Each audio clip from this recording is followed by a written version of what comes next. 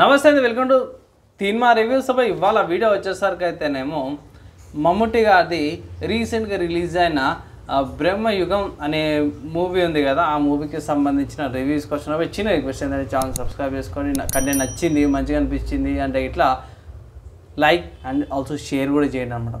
So first story ఏంది అసలు అంటే ఏం లేదు, మన రాజుల కాలంలో ఉన్న 16th సెంచరీ, సింపుల్ చెప్పాలంటే 16th సెంచరీలో రాజ్యంలో ఉన్న ఒక సింగర్ ఎవరైతే ఉంటారో తప్పించుకుంటాడు అన్నమాట. స్లేవ్ ట్రేడ్సో లేకపోతే రాజుల కాలం ఏదో సింగర్ ఎవరైతే ఉంటారో అంటే బ్రిటిష్ వాళ్ళు దండయాత్ర చేస్తారు కదా. సో ఆ టైంలో 16th సెంచరీలో దండయాత్ర చేసేటప్పుడు మన వాళ్ళు ఒక సింగర్ తప్పించుకొని ఒక పాడబడ్డ కోటలోకి వెళ్తాడు అనుకోవచ్చు. అక్కడ జరిగే ఇన్సిడెన్సెస్ మీద ఉన్న మూవీ అన్నమాట ఇది. సో మీరు మూవీలోకి వెళ్ళేటప్పుడు మీకు ఇంకా కొన్ని డెప్త్గా ఇన్ఫర్మేషన్స్ అయితే మీకు అర్థమవుతాయి.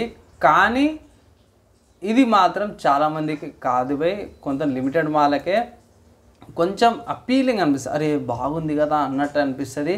ప్లస్ ఇక్కడ క్యారెక్టర్స్ చూసుకోండి బై, ఎక్కువ క్యారెక్టర్స్ ఉండరు మీకు. ఐ థింక్ తిప్పి కొడితే ఆ ఇంట్లో ఉన్న ముగ్గురు తప్పిపోయినప్పుడు ఒక ఫ్రెండ్ అండ్ ఒక క్రీచర్ లాగా ఉంటుంది అండ్ ఆల్సో ఒక స్పిరిట్ లాగా ఒక యక్షిని అనుకుంటా ఒక ఆమె, అంతే. ఎండింగ్లో ఒక 4-5 ఉంటారు, అంటే వాళ్ళకి డైలాగ్స్ కూడా ఉండవు. సో సింపుల్గా చెప్పుకోవాలంటే దీంట్లో క్యారెక్టర్స్ ఎంతమంది తెలుసా భయ్, ఓవరాల్గా చూసుకుంటే 20 మంది కంటే కూడా లోపల, అంటే 15 మంది ఓవరాల్గా 15-20 మంది లోపలనే మన క్యారెక్టర్స్ అయితే కనిపిస్తారు. సో అంత లిమిటెడ్ క్యారెక్టర్స్తో పాటు కూడా డీసెంట్గా మూవీ అయితే వచ్చింది. కానీ కొన్ని సీన్స్ అర్థం లేకుండా ఉంటాయి. ఈవెన్ ఆ సెంచరీకి అంటే 16th సెంచరీకి కూడా కొన్ని ఇల్లాజికల్ ఉంటాయి. అండ్ ఆ టైంలో కూడా మన కొన్ని సీన్స్ ఉంటాయంట, మన బ్రాహ్మణ్లాగా కనిపించాడు, నాన్ వెజ్ తింటున్నాడు, అసలు ఎందుకు తింటున్నాడు ఫస్ట్ హాఫ్లో మనకి కొంచెం ఇబ్బందికరంగా ఉంటుంది. కానీ దాని తర్వాత పోయే ఎపిసోడ్స్లో మీకు రివీలింగ్ వస్తుంది, అయ్యమ్మ ఇంతగానో ట్విస్టా అన్నట్టు అనిపిస్తుంది. సో చాలామందికి నచ్చకపోవచ్చు, ఏమంటారు, చాలామందికి నచ్చకపోవచ్చు. కానీ ఈ మూవీ ఏదైతే ఉందో చాలా బాగా అనిపించింది నాకు. ఈ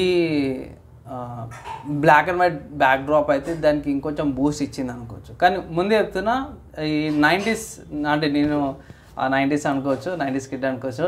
సో బ్లాక్ అండ్ వైట్లో చూసేటోళ్ళము. సో ఆ నాస్టాల్జియా ఫీలింగ్ అయితే వచ్చింది నాకు. అప్పట్లో బ్లాక్ అండ్ వైట్ టీవీలు, లైక్ మనకి టీవీలు అంటే మనకు BPL టీవీ అనేది కూడా ఉండే. సో అవిట్లలో గింత CRT మోటార్స్లో చూసేటోళ్ళము. సో ఆ ఫీలింగ్ అయితే వచ్చింది. కానీ కొన్ని సీన్స్, కొన్ని డైలాగ్స్ కొంచెం డ్రాబ్యాక్ అయితే కనిపించింది. ఓవరాల్గా చూసుకుంటే డీసెంట్ మూవీ. నేను ఈ మూవీకి ఇచ్చే రేటింగ్ చూసుకుంటే మాత్రమే 2.5 out of 5 అనమాట. ఓవరాల్ వన్ టైం వాచబుల్, మీరు ఎంజాయ్ చేస్తారు. అంటే ఈ స్పెసిఫిక్ జానర్కి అనమాట, అంటే ఇది dark genre, dark horror genre కిందకి తీసుకోవచ్చు. సో ఒకవేళ గిట్లా మీరు టైం ఉంది చూడగలుగుతానంటే చూడండి, కొంచెం స్లో నెరేటివ్తో పాటు అయితే ఉంటుంది అన్నమాట. మీ ఒపీనియన్స్, మీ డౌట్స్ కింద కామెంట్ అయితే చేయొచ్చు. అండ్ ఈ రివ్యూ నచ్చి మంచిగా లైక్ అండ్ షేర్ చేయండి. నెక్స్ట్ ఎలా కలుసుకుందాం.